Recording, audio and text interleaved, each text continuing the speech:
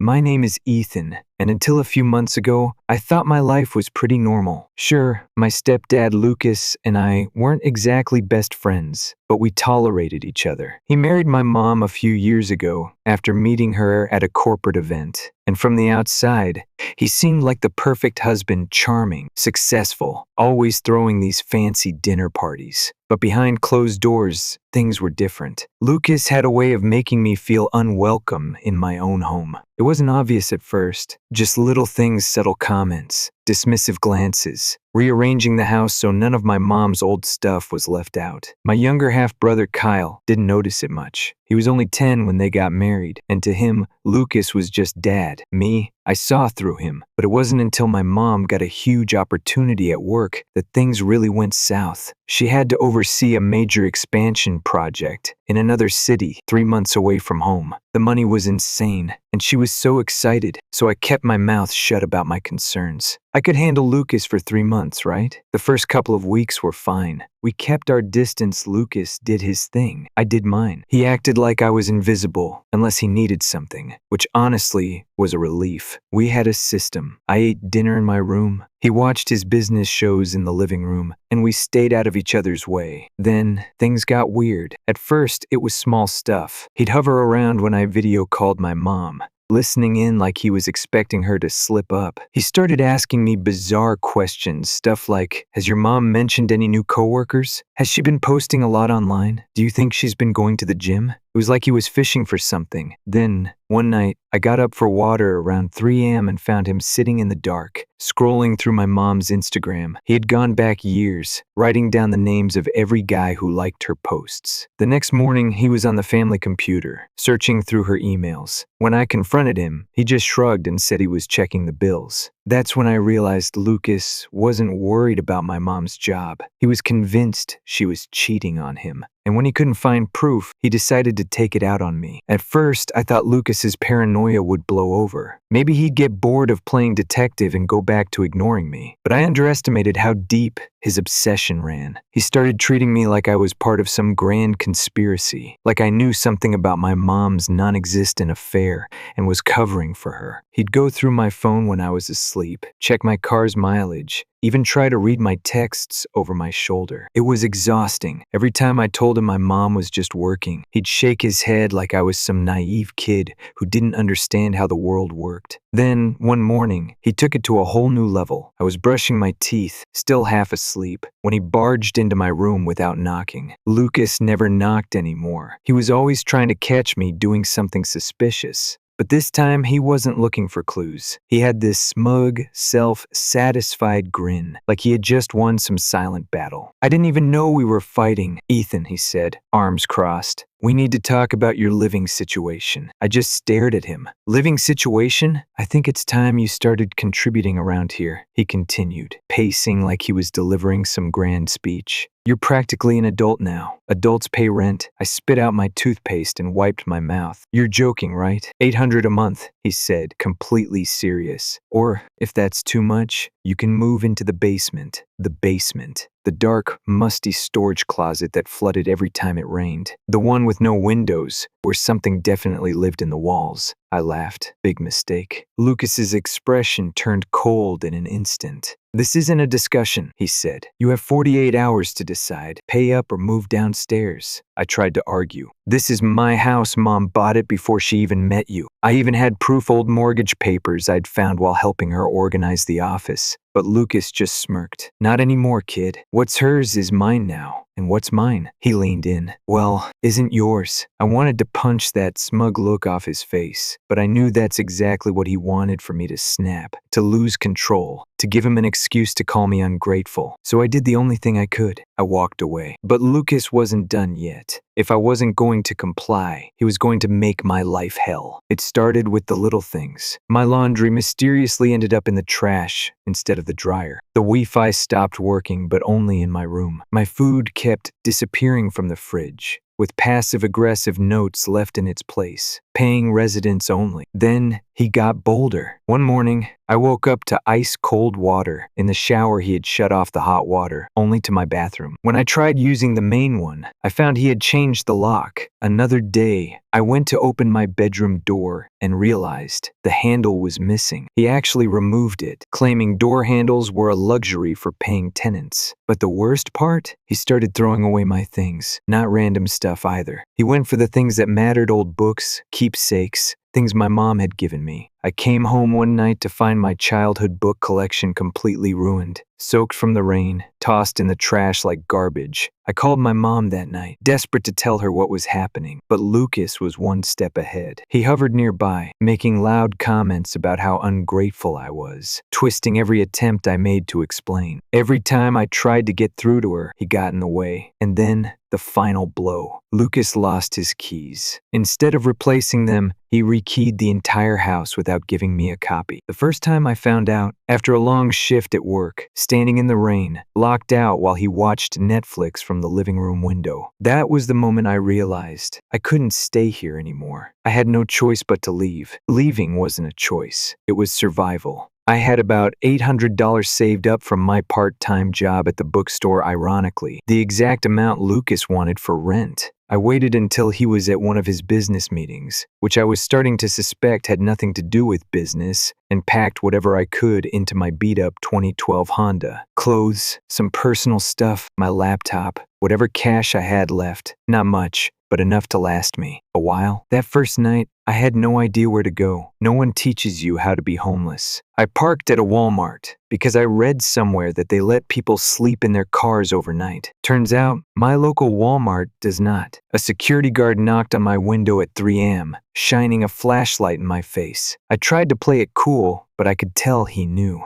That pitying look? Yeah, I didn't need that. The next few days were a crash course in survival. First lesson: where to park without getting kicked out. Walmart was a bust, but the gym parking lot, perfect. People came and went 24/7, so no one noticed one car parked there a little too long. I even got a $10 a month membership just so I could shower. Best investment of my life. Second lesson: food is expensive when you don't have a kitchen. Fast food adds up quick, and I wasn't exactly rolling in cash. My friend Melissa, bless her, snuck me leftovers from her family's dinners and let me mooch off her Netflix. Couldn't stay with her though. Her parents bought into Lucas's lies about me being troubled and didn't want me around. Third lesson: pretending like nothing was wrong. Showing up to work every day like I wasn't sleeping in my car. Trying to keep my clothes wrinkle-free by hanging them on the grab handle. Brushing my teeth in the gym bathroom while Karen from accounting took way too long at the sink. Acting normal. The worst part? The weather. Rain sounds nice when you're inside. When you're in a car, it's hell. It stormed for 5 days straight. And there's nothing more miserable than trying to sleep while your car shakes from the wind. But heat? That was worse. I couldn't crack the windows, too much safety and all, so I bought one of those cheap battery-powered fans from Dollar Tree and just suffered. And while I was dealing with all of this, Lucas was out there playing the concerned stepfather. He sent messages to my friends, pretending to be worried. Ethan's been acting really strange. We're just so concerned about him. He even called my manager at work, claiming I was having mental health struggles and needed time off. Thank God my boss, Jason, knew me well enough to see through that. Still, people believed him. My so-called friends gave me the maybe he's just stressed excuse. Some even sided with him. And the whole time, he was spinning this narrative that I was some rebellious kid who ran away because I couldn't handle responsibility. But then, things got worse. One night, around 2 a.m., my car battery died. Middle of nowhere. Pouring rain. I had to call roadside assistance and make up some story about being on my way home from a friend's house. The guy definitely knew I was lying. My pillow and blanket were right there in the back seat. But he didn't say anything, just fixed my car and slipped me a card for a local shelter. That was my lowest point. And just when I thought things couldn't get any worse, Lucas found a way to make them worse. The setup: one night, I was parked in my usual spot, eating my gourmet dinner, a cold, day-old McChicken, when I saw a car pull up behind me. My stomach dropped. It was my mom's car, and she wasn't supposed to be back for another week. Lucas must have been losing control of his story. He hadn't finished setting up whatever narrative he was planning for when I came crawling back. So instead, he brought her to me. The second my mom saw me, her face twisted in shock, not because I was there, but because of what Lucas must have told her before they pulled up. And then he started talking lies. He painted this whole picture of me as some reckless, out-of-control kid. He talked about wild parties, disrespect, even destructive behavior. And the worst part, he had evidence. He showed my mom photos, trashed rooms, broken picture frames, even cigarette burns on the couch. I don't even smoke. He must have been planting this proof for weeks, just waiting for the moment to use it. Then he pulled out his phone and showed her texts, messages that were supposedly from me. They were fake, but they looked real. Messages about how I hated living there, how I wasn't coming back, even texts that made it sound like I was bragging about partying. I scrambled to show my mom my actual phone, but guess what? Every message I had ever sent, every attempt I made to tell people what Lucas was doing was gone. Deleted by him. My mom's face hardened, not with anger, not at Lucas, at me. "Ethan," she said, her voice trembling, "I don't even recognize you anymore." And then Lucas played his final move. "He can't even take care of himself," he sighed. "That's why I had to take the car. It's not safe for someone so reckless." He held up my keys. My mom didn't even question it. She just let him take them. That was it. My last connection to normal life gone.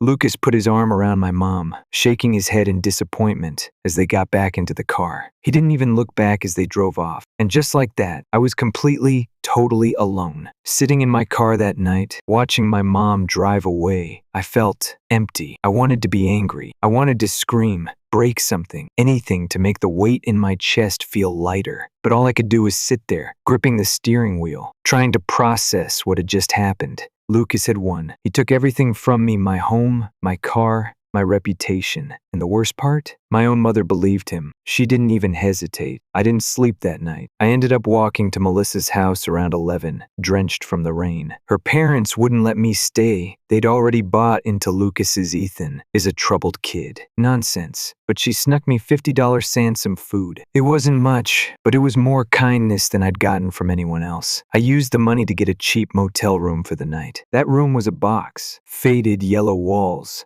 a bed that smelled like old cigarettes, a flickering lamp in the corner. But at least I had 4 walls and a locked door. I stared at my phone. Lucas hadn't just taken my car, he'd taken my last bit of stability. Now I had no way to get to work. I knew what would come next. I'd lose my job. I'd run out of money. And then what? I let myself cry for the first time in weeks. But rock bottom does something to you. It strips everything away until there's nothing left but you. And when you've got nothing left to lose, you start thinking differently. The breakthrough. A week passed. I found rides to work when I could, took extra shifts at the bookstore, did anything to keep myself afloat. I stopped hoping my mom would call. Then, late one night, I got a text. "Kyle, are you awake? I found something." I almost ignored it. I figured it was another one of Lucas's tricks to find out where I was, but something about the way Kyle wrote it, his usual messy typing with too many emojis, made me trust it. I texted back, "What did you find?" The next message took a minute to come through. When it did, I had to read it 3 times to believe it. Kyle had found Lucas's secret stash. See, Lucas had this sleek vape pen he carried everywhere. He was one of those guys who made a big deal about clean living and health trends. He acted like it was just some fancy nicotine thing, but Kyle, being a nosy teenager, had started messing with it when Lucas wasn't looking. Turns out, the bottom part could unscrew. Inside, a rolled-up piece of paper with a phone number, some names and hotel receipts. Kyle, being the absolute genius that he was, didn't confront Lucas. Instead, he copied everything. He even used his friend's phone to text the number, just to see who it belonged to. It was Lucas's personal trainer, the woman he'd been spending hours with every week at the gym. Yeah, she wasn't just helping him with weightlifting. Kyle started digging through Lucas's desk when he wasn't home. He found months of texts between them. They weren't even trying to hide it. Gym meetups,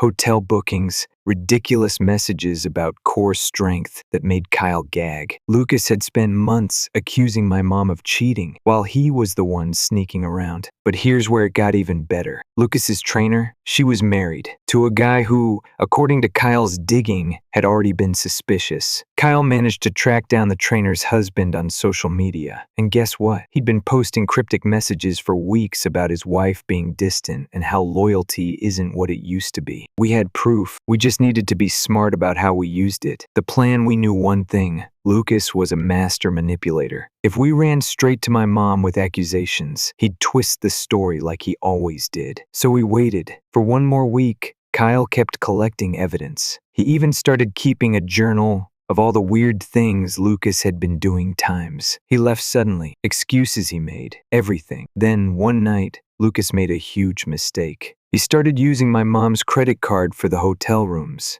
See, my mom's bank sent her text alerts for charges over $200, and Lucas, being the idiot that he was, thought he could get away with marking them as wellness retreats. Only problem? My mom noticed. She mentioned it to me once before, back when she still believed Lucas's lies. I remember her saying, "It's strange, isn't it? He never brings home anything from these workshops." I almost told her everything right then. Now, we had enough to end him. The setup, Kyle and I planned everything down to the second. We needed my mom to hear the truth without Lucas there to spin it. So we picked a Tuesday night when Lucas always had his training session, which we knew was a hotel visit. Kyle convinced my mom that he needed to talk about boy problems. She loved that kind of bonding time. She agreed immediately. Meanwhile, I was heading back to the house for the first time in weeks. The second I stepped onto the porch, my whole body locked up. Everything in me screamed to turn around and leave. But Kyle grabbed my arm. "We need to do this," he whispered. We set up in my mom's office, where she'd feel in control. Then we waited. When we heard her car pull in, my heart nearly stopped. She walked in, smiling until she saw me. Her expression froze, confusion flashing across her face. "Ethan," she whispered. "What?" Kyle, not wasting a second, dropped the folder onto the desk. "Lucas is cheating on you," he said. "We have proof." My mom didn't speak at first. She just looked between us, then at the folder. Her hands shook as she reached for it. Slowly, she flipped through the pages, the text messages, the hotel receipts, the credit card charges. Her face turned pale. When she got to the last page, the trainer's husband's contact information, she made a noise that I never, ever want to hear again, like something inside her had broken. And then her phone buzzed. A text alert. $259.0 charge. Marriott Hotel. Lucas was at the hotel right now. I saw something shift in my mom's expression. For months, she had believed every lie, every manipulative word. But now, she knew. She pulled out her phone, canceled every one of Lucas's credit cards in under a minute, and then did something that made Kyle and I exchange stunned glances. She called her lawyer. "I need to start divorce proceedings," she said, her voice cold. Tonight, I had never been prouder of her. But the best part? Lucas had no idea what was coming. We knew exactly when Lucas would be home. He always came back from his training sessions at 8:30 p.m., all relaxed and smug, like he hadn't just spent the last few hours betraying my mom. Tonight, though, he was walking straight into a trap. My mom sat at her desk, staring at the folder of evidence like it was poison. Kyle paced back and forth, his nerves showing for the first time. I just sat there, gripping the armrests of the chair, waiting. At exactly 8:32 p.m., we heard Lucas's car pull into the driveway. Kyle froze. "It's happening," he whispered. I could hear Lucas humming some pop song as he stepped through the front door, tossing his keys onto the counter. "I'm home," he called, the same way he did every night. "What's for dinner?" My mom didn't move, didn't answer. "Babe?" Lucas's footsteps grew louder as he walked toward the office. The second he stepped inside and saw the three of us sitting there waiting, he stopped cold. His gaze flicked to me, then to Kyle, and finally to my mom. I saw it then the moment he knew. His expression shifted, just for a second, before he forced a smile. "What's going on?" His voice was smooth, calm, like he wasn't already scrambling for a way out. My mom stood up, slow and deliberate, the folder in her hand. "Lucas," she said quietly. Sit down. He let out a short laugh, shaking his head. This is ridiculous. What's all this about? She dropped the folder onto the desk in front of him. His smirk barely faltered. What am I looking at? You tell me. Lucas opened the folder, flipped through the pages, the hotel receipts, the credit card statements, the screenshots of his messages with his trainer. For the first time, I saw real panic in his eyes. Babe, he said, looking up at my mom, that fake charm still dripping from his voice. This isn't what you think. You've been cheating on me, she said, her voice like ice. For months. Lucas let out a breathless laugh. That's insane. He turned to me. Ethan, I don't know what kind of stunt you're pulling, but this is low, even for you. Kyle slammed his hand on the desk. Stop lying, Lucas blinked, startled. We have everything, Kyle snapped. The texts, the receipts, your stupid little notebook full of names and phone numbers. We even talked to her husband. He knows Lucas. For a second, Lucas just sat there, silent, thinking. Then he did exactly what I knew he would. He switched to damage control. He leaned back in his chair, forced a sad smile, and sighed. I made a mistake. His voice was lower now, full of fake regret. I messed up. But honey, we can work through this. We're a family. My mom didn't blink. You're disgusting. That wiped the fake sadness off his face real quick. You don't understand, he snapped. I've been under a lot of stress. I was lonely. You were gone all the time. And don't you dare blame me for this. The way my mom said it calm, cold, completely in control sent a visible shockwave through him. For years, Lucas had twisted everything to make himself the victim. But this time, no one was buying it. Then my mom dropped the bombshell. I've already spoken to my lawyer, she said. We're getting divorced. Lucas went pale. You can't be serious. Dead serious. He let out a sharp laugh, but there was no humor in it. You really think you're just going to kick me out? Not just kick you out, she said, stepping closer. You're leaving with nothing. Lucas flinched, like the words physically hit him. What the hell does that mean? She folded her arms. It means I canceled your credit cards. It means your name isn't on this house. It never was. It means that, thanks to the prenup you signed, you get exactly $0 from me. Lucas stood up so fast his chair tipped over. You can't do this. I already did. He turned to me. You did this, he spat, eyes full of hatred. You turned her against me. You did that all by yourself. I shot back. He looked at Kyle. You really believe them? Kyle's face hardened. You ruined our family, Lucas. Not Ethan, not Mom. You. Lucas clenched his fists. His face was red, his breathing uneven. For a second, I thought he might actually lunge at me. But then, his phone buzzed. A text. He glanced at the screen, and I knew exactly what it said. It was from his trainer's husband. We had sent everything to him earlier that night. Lucas's face crumpled.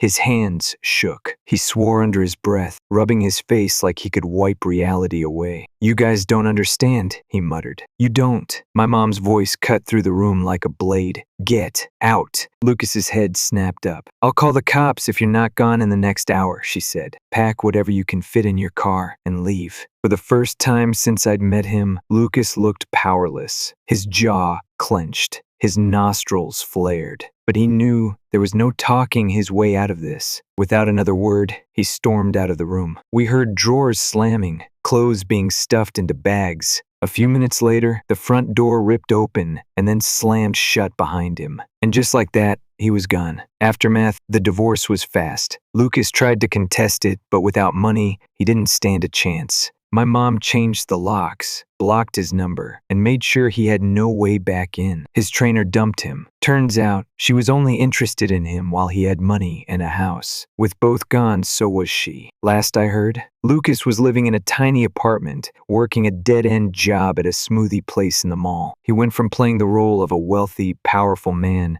to barely scraping by. And me? I moved back home. It took time to rebuild trust with my mom, time to process everything that had happened, but we made it through. Kyle and I became closer than ever. We do bro nights every week, watching dumb movies and making fun of Lucas's old motivational speeches. Lucas still tries to contact me sometimes, mostly drunken, bitter texts about how I ruined his life. I don't answer, because in the end, he ruined his own life. Story 2. I never expected my mother's first reaction to my wife's pregnancy to be anything but joy. Instead, she told me we shouldn't have the baby. At first, I thought she was joking. My mother mother, who had always been vocal about wanting to be a grandmother, was now suggesting we wait. When I pressed her, she rattled off excuses: financial strain, career conflicts, how difficult it would be for us to balance work and a child. But none of it made sense. My wife and I had stable jobs, savings, and a clear plan. Something wasn't adding up, so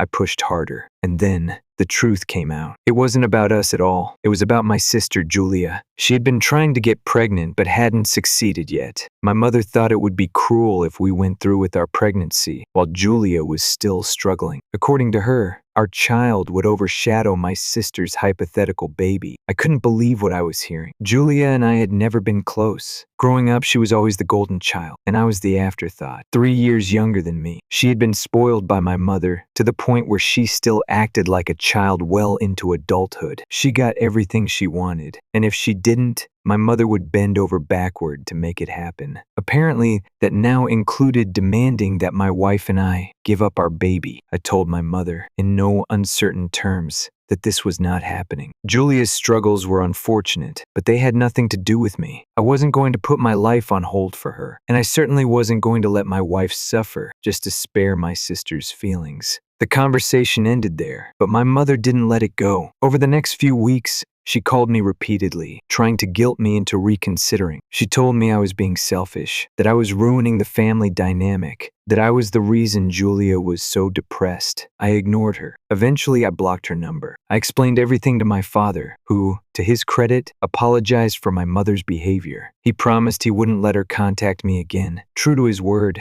she stayed silent for months. During that time, my wife and I enjoyed the peace. We announced our pregnancy publicly, excited to share our happiness. My wife's family was thrilled. Our friends were supportive. And then Julia found out. She must have seen the announcement on social media, because a few days later, she and my mother showed up at my house uninvited. I should have known better than to let them in. The second they stepped inside, Julia started crying. My mother was quick to speak for her, saying that Julia had been devastated when she saw the post, that she felt betrayed because I hadn't told her personally, that she wanted to repair our relationship. I wasn't buying it. I told them the truth. Julia and I were never close. We hadn't spoken in months, even years, outside of family gatherings. If she had gotten pregnant first, she wouldn't have gone out of her way to tell me personally. So why should I? My mother tried to argue, but I cut her off. She's not entitled to our baby, and she's not entitled to our attention. Julia sobbed harder. My mother looked at me like I was some kind of monster. Then, she finally dropped the act. "You don't understand what your sister's going through," she snapped. And that's when she told me the real reason they were here. Julia had just been diagnosed with infertility. After a year and a half of trying, she had gone to specialists, only to be told that, for now, she couldn't conceive. My mother claimed the news had broken her. And then, just weeks later, we had made our pregnancy announcement. I felt a small pang of sympathy, but it wasn't enough to change my mind. I told them I was sorry for Julia's situation, but my priority was my wife and our baby. I wasn't going to let their problems dictate my life. That's when things got ugly. Julia accused me of being heartless. My mother called me selfish, and the conversation spiraled into a full-blown argument. They said I was tearing the family apart, that I was punishing Julia for something she couldn't control, that I was depriving my child of an aunt and grandmother. I tried to stay calm. I really did. But then Julia threw one final insult. "You're hurting your own baby by pushing us away. You're being a narcissist, and your kid will suffer for it." That's when I snapped. I looked her dead in the eye and said, "At least I'm able to have a child." Silence. Julia's face crumbled. My mother gasped like I had struck her. I didn't stop there. "I know why you're here," I continued. "You don't actually want to fix things between us. You just want to be close to our baby, because you can't have one of your own. You want to latch onto my child like a parasite, and you expect me to let that happen. And Mom,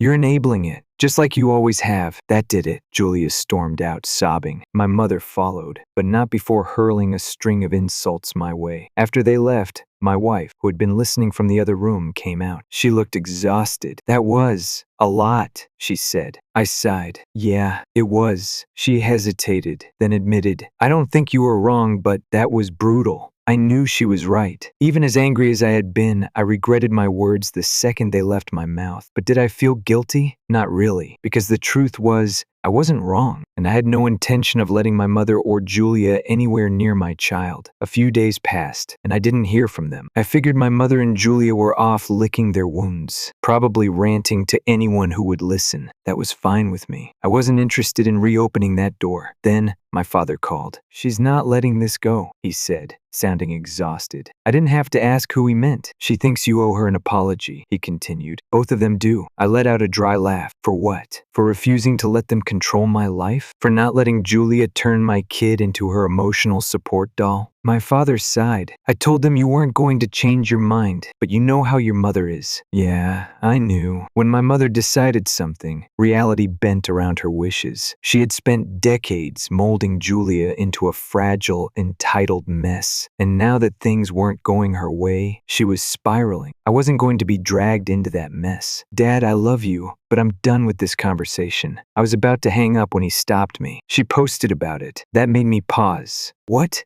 "Your mother, Julia too. They both made posts about you. They didn't mention your name, but it's obvious who they're talking about." I closed my eyes, already feeling the headache forming. "What did they say?" "They twisted it." "Of course," he muttered. "They made it sound like you attacked Julia out of nowhere. Said you mocked her infertility and kicked them out just because they wanted to be part of your baby's life." I clenched my jaw. I shouldn't have been surprised, but somehow I still was. She didn't mention how she showed up uninvited, how she tried to trip me into thinking I owed her something. Of course not. I checked my phone. Sure enough, my notifications were piling up. Family members, cousins, people the first hadn't spoken to in years. Some were asking what had happened, others outright accusing me of being heartless. Unbelievable. I opened Julia's post first. It was dramatic, of course. Infertility is already painful enough, but nothing prepares you for the cruelty of your own family. I never thought I'd be treated like this by my own blood, especially not in a time when I needed love and support the most. The comments were flooded with sympathy. People calling me heartless, saying they couldn't imagine how anyone could be so cold. Then there was my mother's post. I raised my children to love each other, to always put family first. But sometimes, no matter how much you give, people choose selfishness. My heart is broken. It was so fake, so manipulative. I actually laughed out loud. My wife peeked over my shoulder. "Wow," she said. "They really made themselves the victims." I exhaled slowly. "They think they can control the narrative." "They always have," she said. "Are you going to let them?" I knew what she was really asking. She was asking if I was going to ignore it or fight back. I opened my own social media and started typing. "I see there's been some talk about me recently. Let's clear some things up."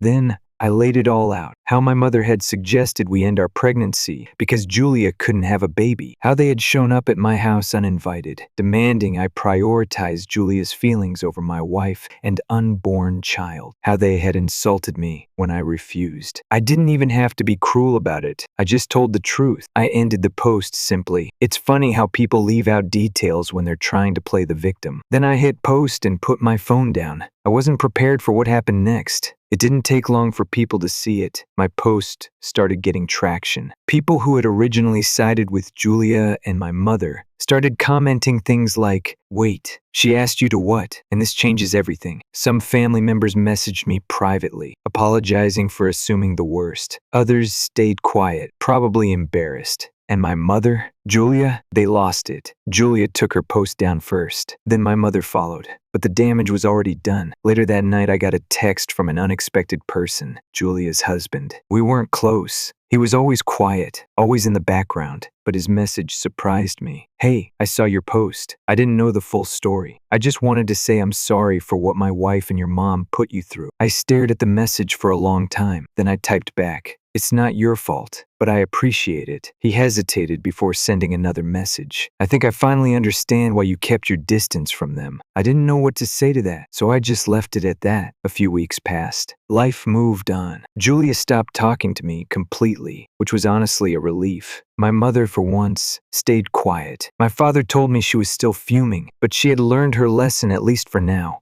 Then, something unexpected happened. Julia's husband left her. I found out through my father, who called one evening with the update. "They're divorcing," he said. "He moved out last week." I wasn't surprised. I had a feeling their marriage was never as perfect as Julia pretended. "What happened?" I asked. Dad sighed. Ever since she found out she couldn't have kids, she's been unbearable, controlling, bitter. He put up with it for a while, but eventually he'd had enough. I thought about his messages, the way he had apologized, the way he had said he finally understood why I kept my distance. I didn't gloat. I didn't feel happy about it, but I did feel relieved. It meant I wasn't crazy. It meant I wasn't the problem. For the first time in my life, I felt truly free from the weight of my mother and Julia's expectations, and it felt damn good. A few months passed. My wife and I focused on preparing for the baby, enjoying the quiet, no drama, no unwanted calls, just peace. Then my father called again. She wants to see the baby, he said. I knew exactly who he meant. I rubbed my temples. She's out of her mind if she thinks that's happening. She's been bringing it up every day, he admitted. She thinks being a grandmother automatically gives her a free pass. I exhaled slowly, trying to keep my voice steady. Dad, do you think she deserves to meet my son after everything she did? He hesitated. No. That surprised me. But you know how she is, he continued. She doesn't think she did anything wrong. In her mind, she was just trying to protect Julia. Protect her from what? I snapped. From reality? From the fact that life doesn't always go her way? I know, he said tiredly. I just thought you should know she's going to keep pushing. She can push all she wants, I said. The answer isn't changing. I hung up, more annoyed than anything. I had no regrets. My mother had made her choice. She had thrown away her relationship with me to coddle Julia. And Julia? She still hadn't spoken to me. Not that I minded. She had bigger problems now, like trying to figure out what to do after her husband left. From what my father told me, she was still living at their house, but my dad was getting tired of it. Your mother wants to baby her forever, he told me once.